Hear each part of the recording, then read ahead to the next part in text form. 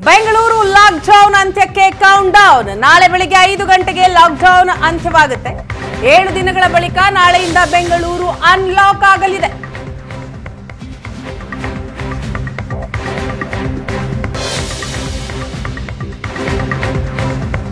ಮತ್ತೆ ಲಾಕ್ಡೌನ್ ವಿಸ್ತರಣೆ ಇಲ್ಲ ಅಂತ ಹೇಳಿದ ಸಚಿವರು ನಿನ್ನೆಯ ಸಭೆಯಲ್ಲಿ ಲಾಕ್ಡೌನ್ ಬಗ್ಗೆ ಚರ್ಚೆ ಆಗಿತ್ತು.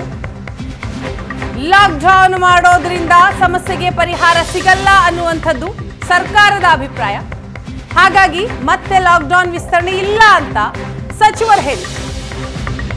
ಸಭೆ ಬಳಿಕ ಲಾಕ್ಡೌನ್ ವಿಸ್ತರಣೆ ಇಲ್ಲ ಅಂತ ಹೇಳಿದ ಸಚಿವರು ಇಂದು ಸಿಎಂ ಯಡಿಯೂರಪ್ಪ ಸುದ್ದಿಗೋಷ್ಠಿ ನಡೆಸುವ ಸಾಧ್ಯತೆ ಇದೆ. ಬಿಎಸ್ವೈ ಅವರಿಂದಲೇ ಇಂದು ಲಾಕ್ಡೌನ್ ಬಗ್ಗೆ ಅಧಿಕೃತ ಮಾಹಿತಿ ಹೊರಬೀಳುತ್ತೆ. ಅನ್ಲಾಕ್ ಮಾರ್ಗಸೂಚಿಯು ಇಂದೇ ಪ್ರಕಟವಾಗುತ್ತೆ.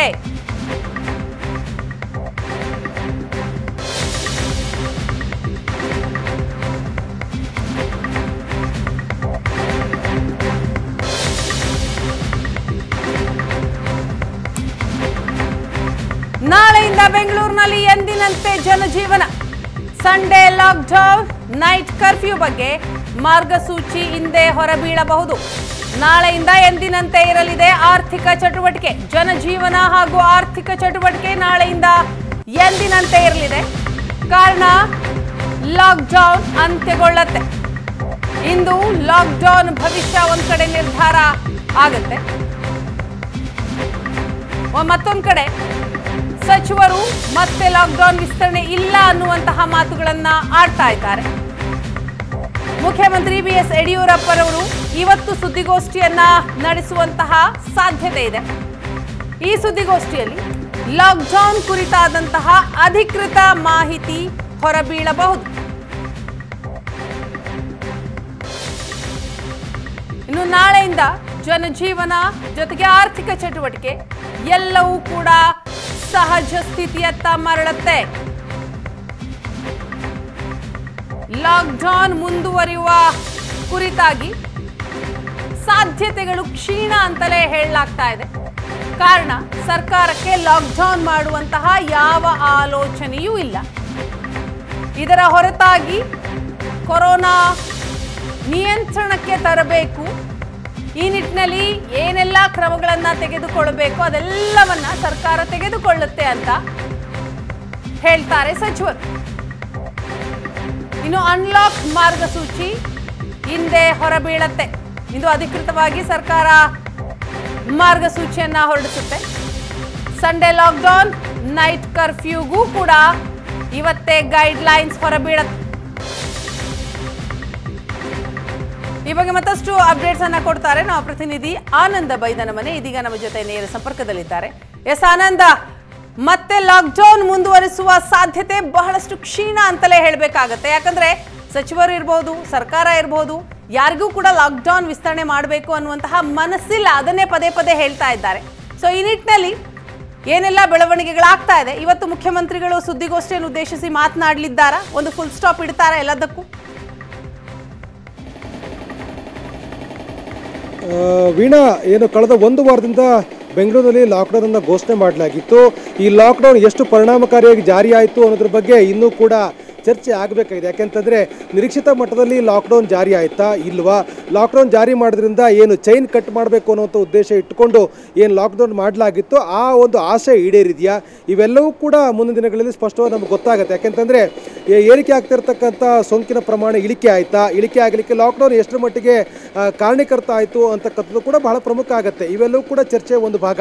ಇದರ ಮಧ್ಯದಲ್ಲಿ ಯಾವುದೇ ಕಾರಣಕ್ಕೂ ಮುಂದೆ ಲಾಕ್ಡೌನ್ ವಿಸ್ತರಣೆ ಮಾಡಲ್ಲ ಅಂತೇಳಿ ರಾಜ್ಯ ಸರ್ಕಾರ ಈಗಾಗಲೇ ಅಧಿಕೃತವಾಗಿ ಹೇಳ್ತಕ್ಕಂಥ ಸ್ಥಿತಿಗೆ ಬಂದು ನಿಂತಿದೆ. ಯಾಕೆಂತಂದರೆ ಯಾವುದೇ ಕಾರಣಕ್ಕೂ ಲಾಕ್ಡೌನ್ ವಿಸ್ತರಣೆ ಮಾಡಬಾರ್ದು, ಇರತಕ್ಕಂಥ ವ್ಯವಸ್ಥೆ ಒಳಗಡೆ ಸೋಂಕು ಕಡಿಮೆ ಮಾಡಲಿಕ್ಕೆ ಪ್ರಯತ್ನವನ್ನು ಮಾಡಬೇಕು ಅಂತಕ್ಕಂಥ ಒತ್ತಾಯವನ್ನು ಬಹುತೇಕರೆಲ್ಲರೂ ಕೂಡ ಮಾಡ್ತಾ ಇರುವಂಥ ಹಿನ್ನೆಲೆಯಲ್ಲಿ ರಾಜ್ಯ ಸರ್ಕಾರವು ಕೂಡ ಲಾಕ್ಡೌನ್ ಅನ್ನು ವಿಸ್ತರಣೆ ಮಾಡಲಿಕ್ಕೆ ನಿರಾಕರಣೆ ಮಾಡ್ತಿದೆ. ಅಧಿಕೃತವಾಗಿ ಇವತ್ತು ಅದು ಘೋಷಣೆ ಆಗ್ತಕ್ಕಂಥ ಬಹುತೇಕ ಖಚಿತವಾಗಿದೆ. ಯಾಕೆಂದರೆ ನಿನ್ನೆ ನಡೆದಂಥ ಹಿರಿಯ ಸಚಿವರುಗಳ ಸಭೆಯಲ್ಲಿ, ಅಂದರೆ ಉಸ್ತುವಾರಿ ಸಚಿವರುಗಳ ಸಭೆಯಲ್ಲೂ ಕೂಡ ಈ ಬಗ್ಗೆ ಚರ್ಚೆಯಾಗಿ ಒಂದು ಅಂತಿಮ ನಿರ್ಧಾರ ತೆಗೆದುಕೊಳ್ಳಲಾಗಿದೆ.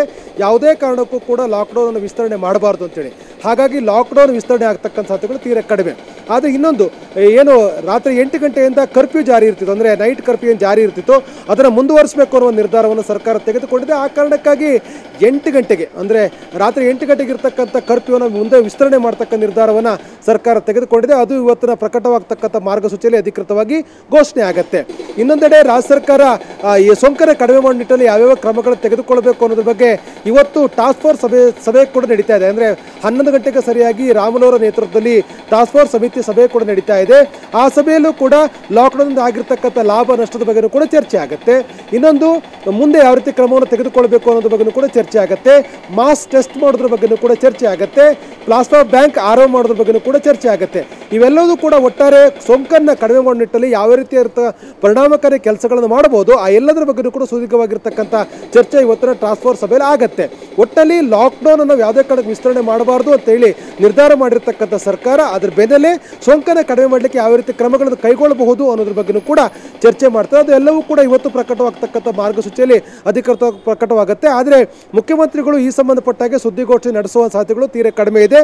ಹಿರಿಯ ಸಚಿವರೊಬ್ಬರು ಈ ಕುರಿತಾಗಿ ಅಧಿಕೃತವಾಗಿರುವಂಥ ಮಾಹಿತಿಯನ್ನು ಸಾರ್ವಜನಿಕರು ನೀಡಲಿಕ್ಕೆ ಮುಂದಾಗುವಂಥ ಸಾಧ್ಯತೆಗಳೇ ಹೆಚ್ಚಾಗಿರುವಂಥದ್ದು. ವೀಣಾ, ಆನಂದ್, ಈ ಹಿಂದೆ 2ನೇ ಬಾರಿಗೆ ಲಾಕ್ಡೌನ್ 1 ವಾರಗಳ ಕಾಲದ ಲಾಕ್ಡೌನ್ ಅನೌನ್ಸ್ ಆದಾಗಲೂ ಕೂಡ ಈ ಲಾಕ್ಡೌನ್ 1 ವಾರಕ್ಕೆ ಮಾಡಿದ್ರೆ ಯಾವುದೇ ಪ್ರಯೋಜನ ಇಲ್ಲ ಅನ್ನುವಂತಹ ಬಹಳ ದೊಡ್ಡ ಮಟ್ಟಿಗಿನ ಒಂದು ಚರ್ಚೆ ಆಗಿತ್ತು. ಆದರೆ ಈಗ ಸರ್ಕಾರ ಅದೇ ಹಾದಿಯಲ್ಲಿ ಸಾಕ್ತಾ ಇದೆ. ಕೇವಲ 1 ವಾರದ ಲಾಕ್ಡೌನ್ಗೆ ಮಾತ್ರ ಸೀಮಿತ ಆಗಿರುವಂಥದ್ದು. ನಿಜಕ್ಕೂ ಇಲ್ಲಿ ಕೊರೋನಾ ನಿಯಂತ್ರಣ ಮಾಡಬಹುದಾ? ಯಾಕಂದ್ರೆ ಪರ್ಯಾಯ ಮಾರ್ಗಗಳು ಏನೆಲ್ಲ ಕಂಡುಕೊಂಡಿದೆ ಸರ್ಕಾರ ಅನ್ನೋದು ಕೂಡ ಪ್ರಶ್ನೆ ಅಲ್ವಾ? ನಿಜವಾಗ್ಲೂ ವೀಣಾ, ಅಂದರೆ 1 ವಾರ ಲಾಕ್ಡೌನ್ ಮಾಡೋದು ಯಾವುದೇ ರೀತಿ ಪ್ರಯೋಜನ ಆಗಲ್ಲ ಅಂತಕ್ಕಂಥ ಮಾತುಗಳು ಲಾಕ್ಡೌನ್ ಘೋಷಣೆ ಮಾಡಿದಾಗಲೇ ಕೇಳಬಹುದು. ಯಾಕೆಂತಂದರೆ ತಜ್ಞರು ಕೊಟ್ಟಿರುವಂಥ ಸಲಹೆ ಆಧಾರದ ಮೇಲೆ ಸರ್ಕಾರ ಲಾಕ್ಡೌನ್ ಮಾಡ್ತಕ್ಕ ನಿರ್ಧಾರವನ್ನು ತೆಗೆದುಕೊಂಡಿತ್ತು. 1 ವಾರ ಕಾಲ ಲಾಕ್ಡೌನನ್ನು ಮಾಡಿದೆ. ಆದರೆ ಲಾಕ್ಡೌನ್ ಮಾಡೋದ್ರಿಂದ ಇದು ಪರಿಹಾರ ಸಿಗೋದಿಲ್ಲ ಅಂತಕ್ಕಂಥದ್ದು ಸಂಪುಟದಲ್ಲಿರ್ತಕ್ಕಂಥ ಹಿರಿಯ ಸದಸ್ಯರುಗಳ ಅಂದರೆ ಸಚಿವರುಗಳ ಅಭಿಪ್ರಾಯ ಆಗಿರುವ ಕಾರಣಕ್ಕಾಗಿ ಲಾಕ್ಡೌನ್ ಮಾಡಲಿಕ್ಕೆ ಸ್ವತಃ ಮುಖ್ಯಮಂತ್ರಿಗಳು ಕೂಡ ಇಷ್ಟಪಟ್ಟಿಲ್ಲ. ಆದರೆ ಒಂದು ಅವಕಾಶ ನೋಡೋಣ ಅಂತಕ್ಕಂಥ ನಿರ್ಧಾರಕ್ಕೆ ಬಂದ ಮುಖ್ಯಮಂತ್ರಿಗಳು 1 ವಾರ ಲಾಕ್ಡೌನ್ ಮಾಡ್ತಕ್ಕಂಥ ನಿರ್ಧಾರವನ್ನು ತೆಗೆದುಕೊಂಡ್ರು. ಆದರೆ ಈ ಲಾಕ್ಡೌನ್ ಆದಂಥ ಸಂದರ್ಭದಲ್ಲಿ ಮಾಡಿರ್ತಕ್ಕಂಥ ಟೆಸ್ಟ್ಗಳ ಸಂಬಂಧಪಟ್ಟ ಹಾಗೆ ಅಧಿಕೃತವಾಗಿರ್ತಕ್ಕಂಥ ಫಲಿತಾಂಶಗಳು ಈಗಲೂ ಕೂಡ ಬರ್ತಾ ಇದ್ದಾವೆ. ಲಾಕ್ಡೌನ್ ಮುಂಚಿತವಾಗ್ಲೂ ಮಾಡಿರ್ತಕ್ಕಂಥ ಟೆಸ್ಟ್ಗಳ ಫಲಿತಾಂಶಗಳು ಕೂಡ ಬರ್ತಾ ಇದ್ದಾವೆ. ಒಟ್ಟಲ್ಲಿ ಈಗ ಒಂದು ವಿಶ್ಲೇಷಣೆ ಮಾಡಲಿಕ್ಕೆ ಸೂಕ್ತವಾಗಿರ್ತಕ್ಕಂಥ ಅವಕಾಶಗಳು ಇನ್ನೂ ಕೂಡ ಲಭ್ಯವಾಗಿಲ್ಲ. ಹಾಗಾಗಿ ಲಾಕ್ಡೌನ್ ಮಾಡೋದ್ರಿಂದ ಸೋಂಕು ಕಡಿಮೆ ಆಗತ್ತೆ ಅಂತಕ್ಕಂಥದ್ರ ಬಗ್ಗೆ ಸರ್ಕಾರಕ್ಕೆ ಅಷ್ಟು ಸ್ಪಷ್ಟತೆ ಇಲ್ಲ. ಆದರೆ ತಜ್ಞರು ಕೊಡ್ತಕ್ಕಂಥ ಸಲಹೆ ಏನಂತಂದರೆ ಲಾಕ್ಡೌನ್ ಮಾಡೋದ್ರಿಂದ ಚೈನನ್ನು ಬ್ರೇಕ್ ಮಾಡ್ಬೋದು ಅಂತಕ್ಕಂಥದ್ದು. ಹಾಗಾಗಿ ಮುಖ್ಯಮಂತ್ರಿಗಳು ತಜ್ಞರು ಕೊಟ್ಟ ಸಲಹೆ ಮೇರೆಗೆ ಲಾಕ್ಡೌನ್ ಮಾಡ್ತಕ್ಕ ನಿರ್ಧಾರ ತೆಗೆದುಕೊಂಡ್ರೆ ಹೊರತು ಲಾಕ್ಡೌನೇ ಕೊರೋನಾ ಕಡಿಮೆ ಮಾಡಲಿಕ್ಕೆ ಒಂದು ಪರಿಹಾರ ಅಂತಕ್ಕಂಥದ್ದಲ್ಲ. ಆದರೆ ಮುಂದಾಗ್ತಕ್ಕಂಥ ಅಪಾಯವನ್ನು ಹೇಗಾದರೂ ಮಾಡಿ ಎದುರಿಸಲಿಕ್ಕೆ, ಮುಂದೆ ಎದುರಾಗತಕ್ಕಂಥ ಸವಾಲುಗಳನ್ನು ಎದುರಿಸಲಿಕ್ಕೆ ಮುನ್ನೆಚ್ಚರಿಕೆ ಕ್ರಮಗಳನ್ನು ತೆಗೆದುಕೊಳ್ಳುವ ಹಿನ್ನೆಲೆಯಲ್ಲಿ ಈ ಲಾಕ್ಡೌನ್ ಅವಧಿಯಲ್ಲಿ ಸರ್ಕಾರ ತೀರ್ಮಾನಗಳನ್ನು ಮಾಡಿದೆ, ಚರ್ಚೆಯನ್ನು ಮಾಡಿದೆ. ಯಾಕೆಂತಂದರೆ ಸೋಂಕು ಜಾಸ್ತಿ ಆದದ್ದೇ ಆದರೆ ಅವರಿಗೆ ಕೊಡಬೇಕಾಗಿರೋ ಚಿಕಿತ್ಸೆಗಳಿಗೆ ಯಾವ್ಯಾವ ಆಸ್ಪತ್ರೆಗಳು ಸಿದ್ಧಪಡಿಸಬೇಕು, ಮುನ್ನೆಚ್ಚರಿಕೆ ಕ್ರಮಗಳನ್ನು ಏನು ತೆಗೆದುಕೊಳ್ಳಬೇಕು ಅನ್ನೋದ್ರ ಬಗ್ಗೆ ಒಂದಷ್ಟು ಪ್ಲಾನ್ ಆಫ್ ಆಕ್ಷನ್ ಮಾಡಿಕೊಳ್ಳಲಿಕ್ಕೆ ಈ 1 ವಾರಗಳ ಲಾಕ್ಡೌನ್ಗಳನ್ನು ಸರ್ಕಾರ ಬಳಕೆ ಮಾಡಿಕೊಂಡಿದೆ. ಹಾಗಾಗಿ ಈ ಲಾಕ್ಡೌನ್ ಒಂದು ಸೋಂಕು ಕಡಿಮೆ ಮಾಡಲಿಕ್ಕೆ ಪರಿಹಾರ ಮಾರ್ಗವಲ್ಲ. ಆದರೆ ಸೋಂಕು ಹೆಚ್ಚಾದಾಗ ಮುಂದೆ ಏನು ಮಾಡಬೇಕು ಅನ್ನೋದಕ್ಕೆ ಒಂದು ಪ್ಲಾನ್ ಆಫ್ ಆಕ್ಷನ್ಸ್ ಮಾಡಿಕೊಳ್ಳಲಿಕ್ಕೆ ಸಿಕ್ಕಂಥ ಅವಕಾಶ. ಈ ಅವಕಾಶದಲ್ಲಿ ಸರ್ಕಾರ ಮುನ್ನೆಚ್ಚರಿಕೆ ಕ್ರಮಗಳನ್ನು ತೆಗೆದುಕೊಂಡಿದೆ. ಅದನ್ನು ಜಾರಿ ಮಾಡೋ ಸಂಬಂಧಪಟ್ಟಾಗೆ ಆ ಲಾಕ್ಡೌನ್ ಅವಧಿಗಳು ನಿರಂತರವಾಗಿರ್ತಕ್ಕಂಥ ಸಮಾಲೋಚನೆಗೆ ಒಂದು ನಿರ್ಧಾರಕ್ಕೆ ಬಂದಿದೆ.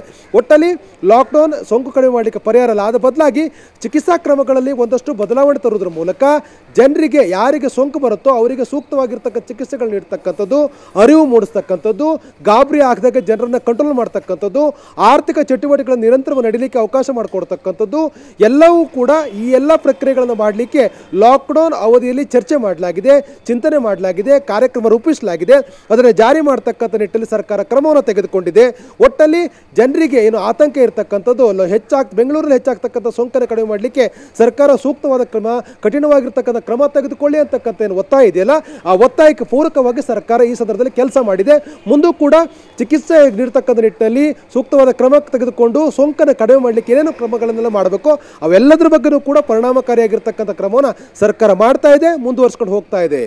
ಥ್ಯಾಂಕ್ ಯು ಆನಂದ್, ತಮ್ಮ ಮಾಹಿತಿಗಾಗಿ.